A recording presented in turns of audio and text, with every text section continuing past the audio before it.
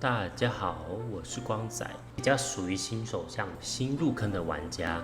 可以来做刷手抽。动物森友会其中一个主轴是布置露营地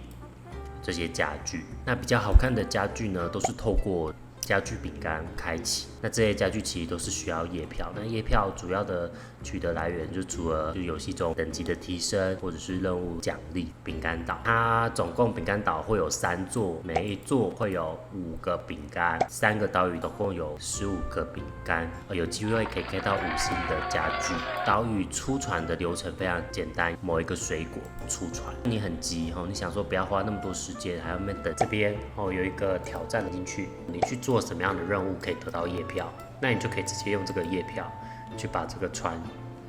就拿这些页票直接不用省了，直接把它叫回来。因为光仔是在网络上有看到有玩家教学赚到50页票，去这个饼干铺这边买一个氪金饼干。我觉得这样太可惜了，因为你每次都要跑600的这个下载档案，你不如就是再多花一点点时间去把这个饼干岛3个的饼干全部都开回来，总共有15次的机会，至少有15次嘛。这边任务挑战做一做，其实差不多也有150左右。你可以另外在这边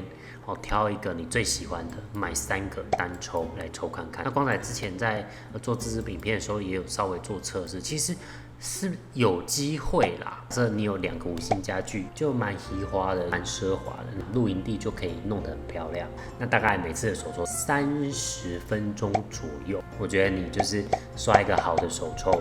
让你的营地弄得漂漂亮亮的，玩起来也开心嘛。这游戏其实也没什么等级的压力，那你玩到后面就是会比较缺素材，那可能就是急着要过一些他每个月可能会举办的一些活动，那你没跟到，可能就少了那些活动的家具，但没有关系，它之后也都陆陆续续会复刻。有真的想要很喜欢这些家具的话，可以拼手抽拼看看这样。除了那15个饼干之外，像光仔就蛮喜欢海盗船，它这个在晚上的时候还会发光，那我觉得你就是3次150的那个页票机会，就顺便来抽这个嘛，对吧？你在等待的时间，顺便来把这个挑战活动这边的页票全部结完，至少抽个3次嘛。搞不好你运气好就抽到了。光仔大概花了20到30分钟左右的时间，把这个饼干2个饼干岛的饼干都拿回来了。这边呢就开给大家，哇，第一抽就5星欸。目标就是第一个嘛，贝氏翅膀。第二个的话就是有剧情的5星家具，像是海盗，或者是对，大家可以稍微看一下。那光仔自己的账号有抽到一个3星的地毯，它是马戏团的地毯。那我觉得它有5星的价值，把它铺在地上，它是会打光的，所以我觉得那个地毯其实真的是还不错。如果有时间的话啦，那你喜欢这个游戏，你对这个家具可以刷一下手抽。严格来说，愿意花时间刷手抽的，其实之后如果有喜欢的家具，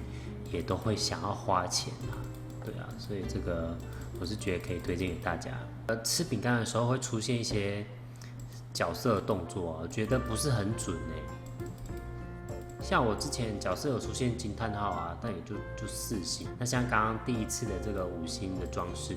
它也完全都没有其他动作啊，所以还是看，反正是银牌4星嘛，那金牌5星家具。那这是光仔准备的第2个账号，也是一样收集了2个饼干岛的饼干，那来示范给大家。那希望这个账号的运气也是会不错。好，那手抽的部分就到这边。那希望大家如果有要拼手抽的话呢，运气都会非常的好，拿到的饼干岛的饼干呢，都可以抽到5星，看到拿到翅膀啊、头饰啊，或者是漂亮的5星家具，可以看一下剧情，也蛮有趣的。那祝福大家，那我们下个影片见喽，拜拜。